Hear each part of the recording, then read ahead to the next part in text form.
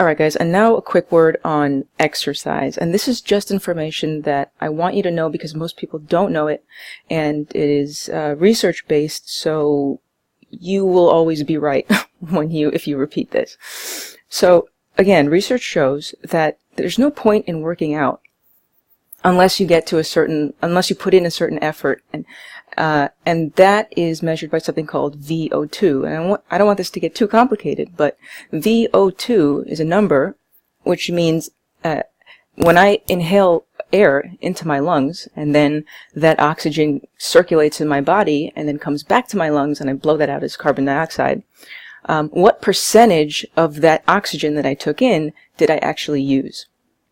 And this can be a measure of effort when you're working out. Always, if you are working out, get to the point and sustain the point of breathlessness, which means that you couldn't comfortably have a conversation with the person working out next to you. That is really important because the fat loss and longevity studies show no difference unless that level of effort is sustained. The other thing is that a lot of people think that the best way to lose weight is to do a lot of cardio. Yes, you will lose fat, but it is not the most efficient way if you want to lose weight, because there's a better way that you could do it. You can lose more fat, and you can do it in a shorter amount of time, and that's called high-intensity interval training. Look this up, because look it up on YouTube, learn about it. Create your own regimen, but what it basically means is that you spend about like 60 to 120 seconds of intensely doing something like biking against normal resistance, or rowing, or swimming, or sprinting, to your maximum point. Not just the point of breathlessness, but until you just feel like you're going to explode. You do that for about a minute, 2 minutes, whatever you can handle. Then you rest.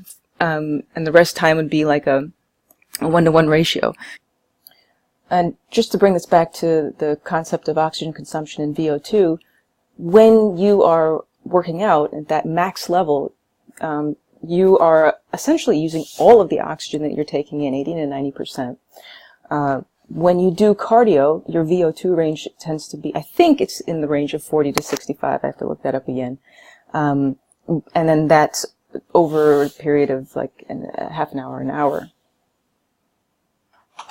Another concept to know is that it is better to do weights before you do your cardio.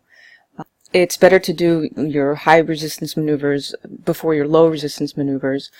Another thing that research has debunked is that stretching really doesn't make a difference in terms of prepping, quote-unquote, your muscles to be able to do extended physical activity.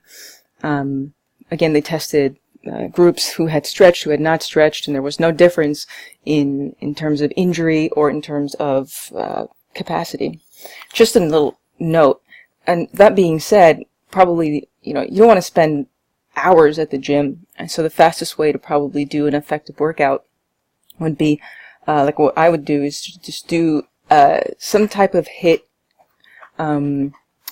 maneuver. I would probably do biking intensely, and then when you're resting, or actually not when you have to legitimately rest, but the next thing that you should do can be something that's gentle and low resistance, but works out the same muscle group as what I just did my high intensity workout.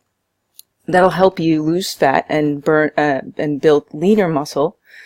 Because you're just going from high stress on that muscle to sustained low stress. And it's good because you're staying in the same region. It's smart. Remember that you must, even women, use weights when you start doing these low intensity workouts. Because weights will put stress on your muscles and your fat, and so that's the only way that you're going to be able to lose both muscle and fat at the same time.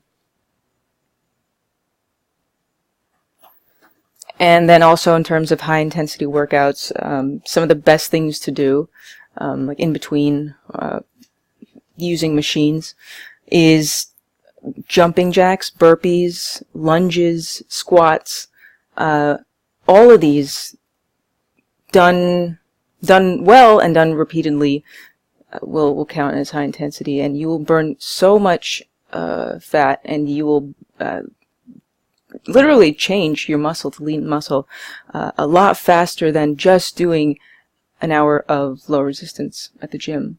I'm just trying to save you guys some time.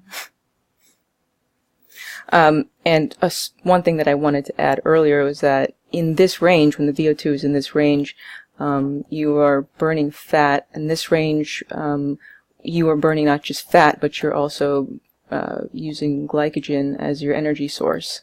So now we're getting at carbs, now we are getting at fat. So again, in general, and this will be more. This will be like that amount of fat, this will be that much. Alright, and